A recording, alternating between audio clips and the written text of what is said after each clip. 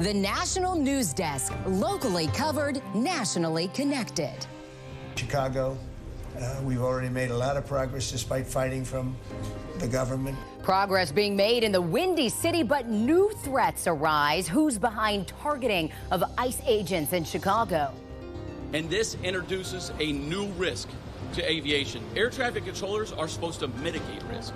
Working without pay, managing over 45,000 flights and 3 million passengers today alone. Air traffic controllers facing financial strain, posing a risk to keeping America moving during the government shutdown.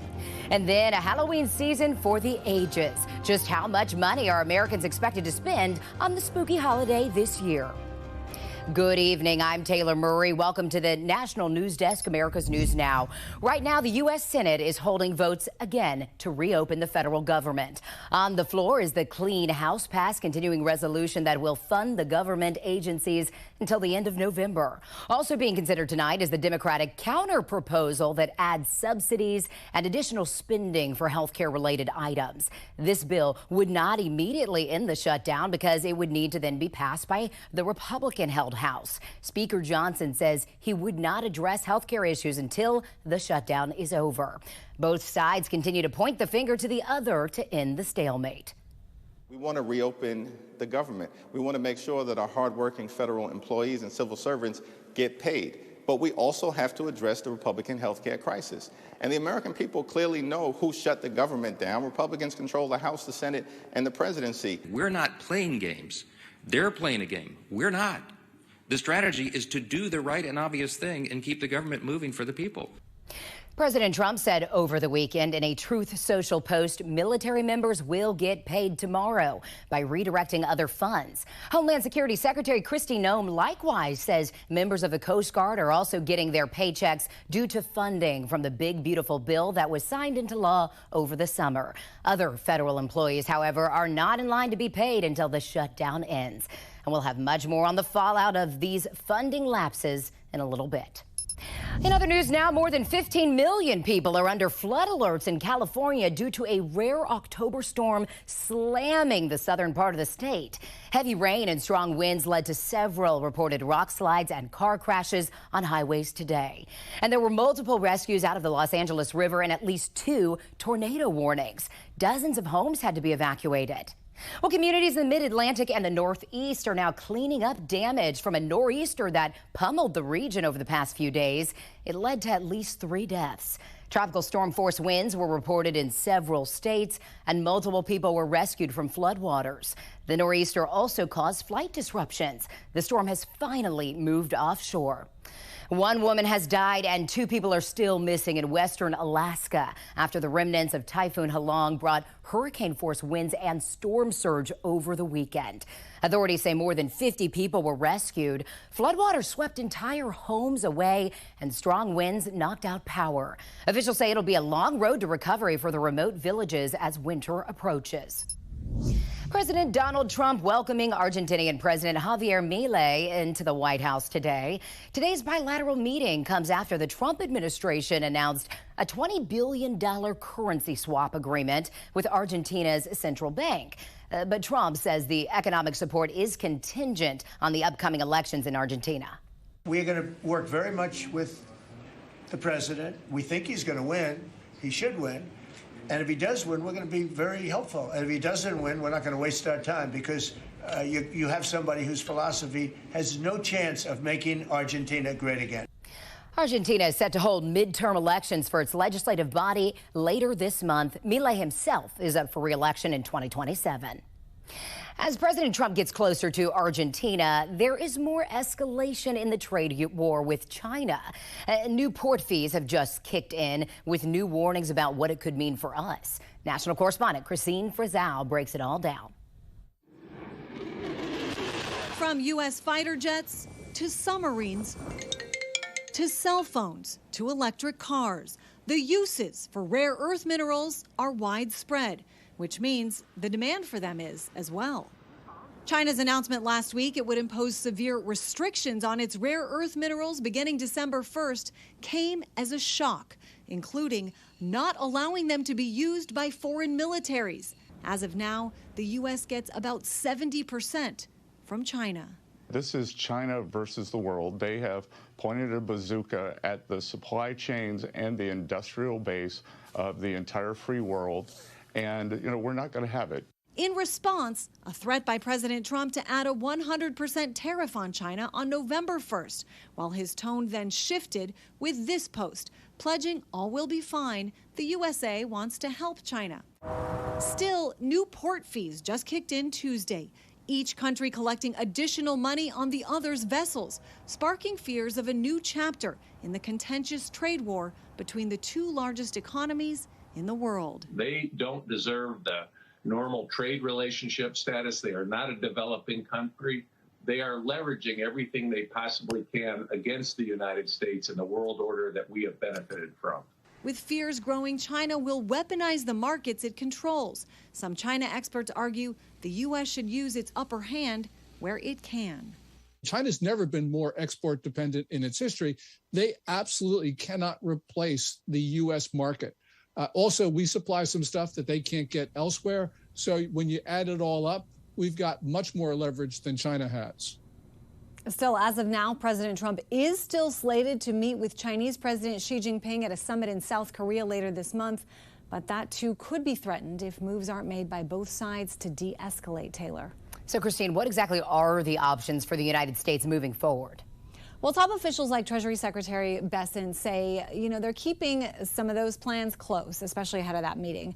But the U.S., we've already seen some actions being taken, agreements signed with countries like Saudi Arabia and Australia to buy their rare earth minerals. The bottom line is relying on our number one competitor, who's also an adversary for things like military jets, weapons, also brakes for our cars, may not be the best move going ahead. In Washington, D.C., Christine Frizzell, thank you. President Trump also announced today another lethal strike against narco-terrorists off the coast of Venezuela. He posted this unclassified video on his Truth Social today saying the strike was conducted in international waters and 6 male narco-terrorists aboard the vessel were killed in that strike. No U.S. forces were harmed. 38-year-old Cody Balmer pleaded guilty this morning to charges including attempted murder, terrorism, and aggravated arson in connection to setting the Pennsylvania governor's mansion on fire. This was back in April. Balmer scaled a security fence and used gasoline and a Molotov cocktail to ignite the building inside the dining room while Governor Josh Shapiro and his family slept. Thankfully, no one was injured in the attack, but the governor today said this threat still lives with them. I've carried with me this enormous sense of guilt. Guilt that doing this job that I love so much has put our children's lives at risk. I don't know that I've been able to give them the right answers. The governor says he applauds the plea deal as it brings accountability to political violence. Balmer's now facing a minimum of 25 years in prison, less than he could have received had he been convicted in trial. The Department of Homeland Security says criminal organizations in Mexico have begun offering thousands of dollars for the murder of ICE agents and border protection officers in Chicago. Bounties of up to $50,000 for the assassination of high-ranking officials. In a release today, the agency says explicit instructions are being given from the Mexican cartels to U.S. extremist groups and street gangs to monitor, harass, and again, assassinate federal agents. Spotter networks have been deployed by gangs in Chicago, equipped with firearms on rooftops, tracking the movements of federal agents and on-the-ground interference to shield cartel-linked individuals from deportation.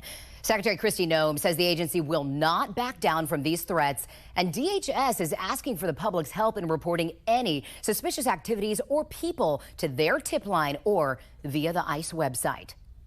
Meanwhile, President Trump and his administration have vowed to use the full weight of the federal government to bring down domestic terrorist group Antifa. Their latest strategy, follow the money. The administration pledging to go after Antifa's finances, and those operations are already underway. The National News Desk, Jeff Harris, has more. Along with the Trump administration, multiple research groups are actively working to track down who's funding Antifa, both at the individual and organizational level. I'm told part of that research starts with following the money trail. Peter Schweizer, president of the Government Accountability Institute, tells us many activist groups are linked to nonprofit organizations with tax-exempt status, oftentimes getting money by large grant-giving foundations. So they're required to disclose to the IRS in something called a 990 form, so you can trace a lot of the money that way. In other cases, Schweizer says, you can also find people bragging about the support they've offered and given to certain groups. The information that comes out is not always a complete picture, but I think it's a pretty good indicator of who the money is coming from and who is receiving the money and what they're using it for. At President Trump's Antifa roundtable last week, Schweizer's colleague Seamus Bruner sharing with the administration what they've found so far, pointing to GAI investigations showing coordination across cities like Portland and Seattle involving people who were paid to participate in the unrest, naming some major funding sources like George Soros' Open Society foundations. The Arabella Funding Network, the Tides Funding Network, Neville Roy Singham and his network. The Capital Research Center, another group researching Antifa. President Scott Walter telling us part of it is understanding the landscape. For example, the National Lawyers Guild, who he says is the legal auxiliary for Antifa, showing up anytime there's a protest turned riot. That's so that the National Lawyers Guild lawyers can both try to keep the police away from activists or intimidate the police. Walter adding in one of the center's recent reports, revealing how organizations in the homeless policy space are aligned with radical and extremist worldviews. They found a group called the Western Regional Advocacy Project, who gets funding from the Tides Network. Quite a number of folks who seem to be very comfortable with the idea of violence, let's put it that way, receive serious Tides funding. Now, both Schweizer and Walter also say they look for specific code words or phrases typically used on the left to describe violence or, at a minimum, aggressive protesting. One of those phrases is direct action. I'm Jeff Harris reporting from Washington. A busy start to the week for the nation's highest court. The Supreme Court today rejecting an appeal by conspiracy theorist Alex Jones related to his liability for describing the 2012 Sandy Hook Elementary School shooting as a hoax. This means the $1.4 billion judgment against the InfoWars host stands. Jones' lawyers argue he can't be found liable for defamation and inflicting emotional distress on the families of the victims without a trial on the merits. He filed for bankruptcy in 2022, meaning plaintiffs are unlikely to collect most of the judgment. Meanwhile, on Monday, the Supreme Court rejecting a bid to revive a lawsuit brought by two Colorado families. The families allege their parental rights were violated when their children attended school-sponsored club meetings that included discussions of gender identity and sexuality, and argue parents' legal authority is being undercut by school districts nationwide. And yet another case turned away yesterday, this one rebuffing the justice's chance to evaluate the scope of Section 230, which largely shields online companies from being liable for content posted by users on their platform. The Supreme Court will not consider whether the online dating platform Grindr can be sued for sex trafficking and other offenses by a young user. Now, according to a court filing, in 2019, a 15-year-old was sexually assaulted and raped by men he matched with on the app, leading to 3 men being convicted for their crimes. The lawsuit alleges the app did not verify the victim's age and puts young people at risk by allowing them to create profiles on Grindr without parental permission. Grindr has sought to dismiss the case, arguing immunity under Section 230. The cause of radioactive shrimp in the United States may have been finally found in the form of a radioactive clove farm in Indonesia.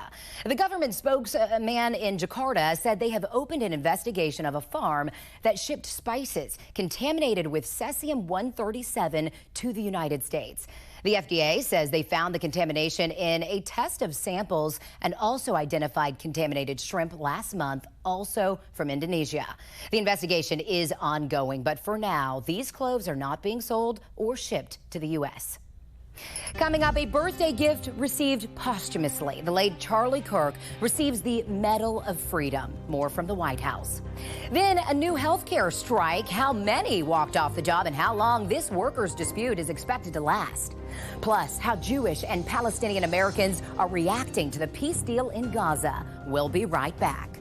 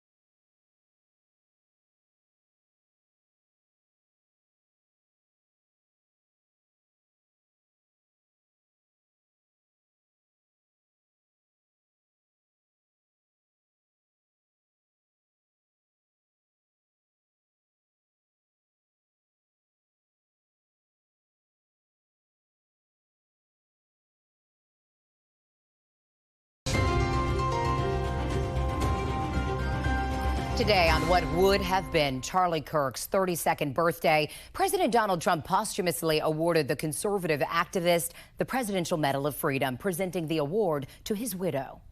October 14th is Charlie's birthday, and he should have been turning 32 years old. But instead, Charlie is attaining a far more important milestone. We're entering his name forever into the eternal roster of true American heroes. He's a true American hero, an amazing person.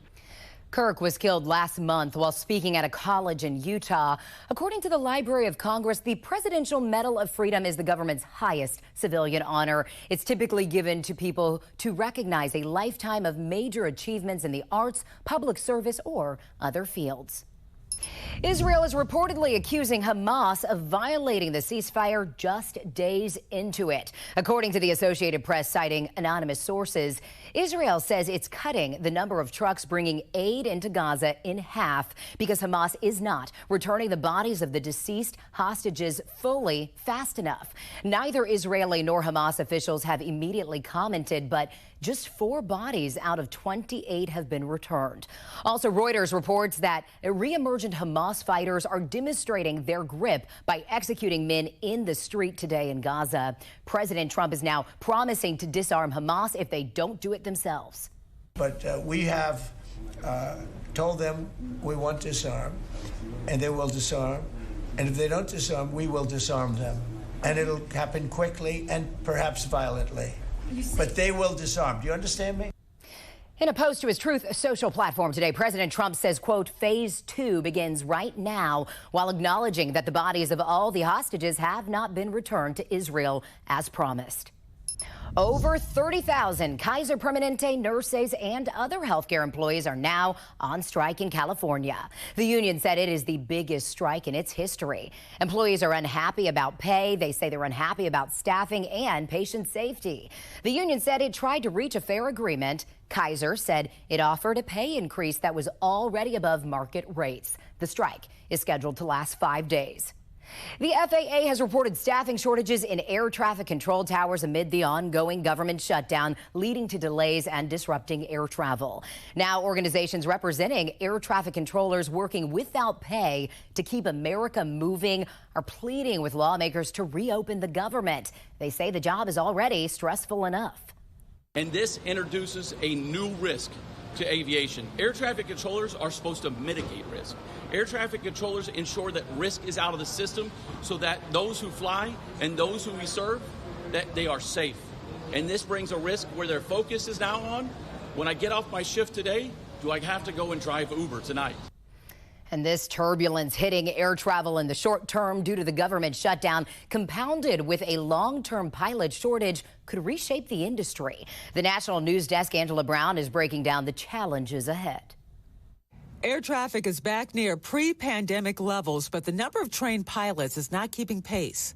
The U.S. Bureau of Labor Statistics says the country will need about 18,200 new pilots every year for the next decade. And if that doesn't happen, if we start seeing what I believe is coming, a big shortage, in the next, call it 3 years, and they start reducing flights, I absolutely think you're going to see higher ticket prices. But right now, the problem isn't who's flying the planes, it's who's directing them. Transportation Secretary Sean Duffy spent last week talking about the plight of air traffic controllers while tracking a slight uptick in absences during the government shutdown. You saw yesterday in Burbank multiple hour delays because we didn't have enough controllers to control that airspace. But long term, this is a global issue extending beyond the shutdown. Boeing's Pilot Outlook report estimates the world will need 660,000 new commercial pilots over the next 20 years. Back in Texas, Thrust Flight is turning out around 400 pilots a year. Now warning the pilot shortage is only part of the problem. What we don't talk about is the aircraft mechanic shortage. The aircraft mechanic shortage is about 3 times worse than the aircraft pilot shortage. In Washington, D.C., I'm Angela Brown. Well, a new blood test to help detect Alzheimer's disease is now FDA approved. Roche Diagnostics says it has developed the test with Eli Lilly and Company. Roche says it's for patients 55 and older who show signs of cognitive decline. It measures a protein in human plasma that is a key biomarker for Alzheimer's and should also be used with other clinical information. Meta says teenagers on Instagram will now only be able to see PG-13 content and cannot change those settings without a parent's permission. It's an effort to improve safeguards on the app. The tech giant says kids with teen accounts, the default account for those under age 18, will not be able to see posts with sex, drugs, dangerous stunts, or content encouraging harmful behavior. Still ahead, a Maryland artist recreated a Christopher Columbus statue destroyed by rioters in 2020. The call he just got from the Trump administration right after this.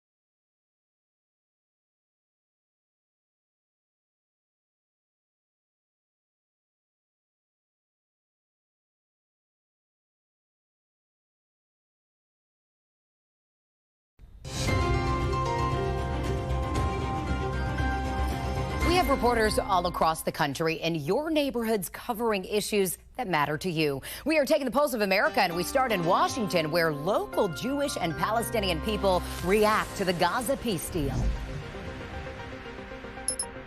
For Jewish people in the Seattle area, the return of the hostages gives them a chance to finally see an end to more than 700 days of captivity that they were slowly counting down. And I think it feels like today represents the start of turning a page to the next chapter of what has been a horrific last 2 years. For local Palestinians, they say their people don't have to watch for bullets and bombs cutting them down at every turn. But so much of Gaza is now in ruins, and starvation is a daily struggle for so many of the survivors. There is a sense of relief that we don't have to watch in horror and helplessness as we're seeing our families and friends and our people back home being slaughtered. A Christopher Columbus statue that used to stand in Baltimore's Little Italy is now revitalized and headed to the White House. Rioters tore it down in 2020 and tossed it into the Inner Harbor, a scene that struck a nerve with artist and fisherman Tillman Hemsley. It just irritated me so badly that I said, don't worry, I'll get that back up. And he did. Hemsley reeled in the sculpture fragments from the water and sent them to his art studio. He and his son used 3D scans to make a mold and then a precise replica. Still, ongoing controversy kept the resurrected explorer stored for several years. But last week, the Trump administration gave the Hemsleys an unexpected call. That statue is expected to arrive at the White House within a couple of weeks. Alexandria Colonial Tours' Jimmy Merritt doesn't worry about getting his steps in. We tell you all of the haunted hot spots. Then at the end of the tour, we abandon you in a graveyard. I asked Jimmy to reveal some of Old Town's dark and hidden histories for 7 News. We see so many people walk into this store, but they don't always know kind of both how old the building is and the haunted history behind A it. soon-to-be bride burned to death when her oil lamp catches her robes on fire. And ever since then, she has continued to haunt and lurk about the building. So this is the Carlisle House, one of the oldest buildings in Alexandria. A mummified cat found during renovations in the 70s. And what makes that so macabre is it was clearly put there on purpose. Spooky. And speaking of spooky, coming up, the Halloween costumes Americans are searching for the most this year, right after this.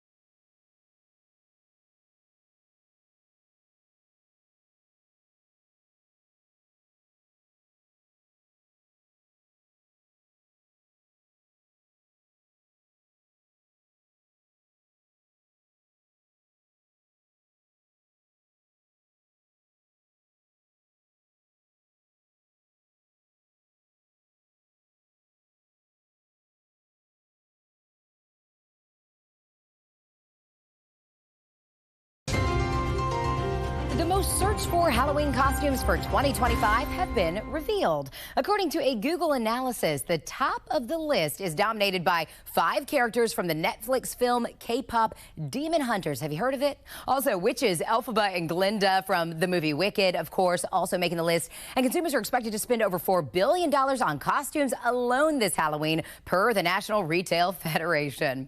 Well, that does it for this edition of the National News Desk. I'm Taylor Murray. Thanks for watching.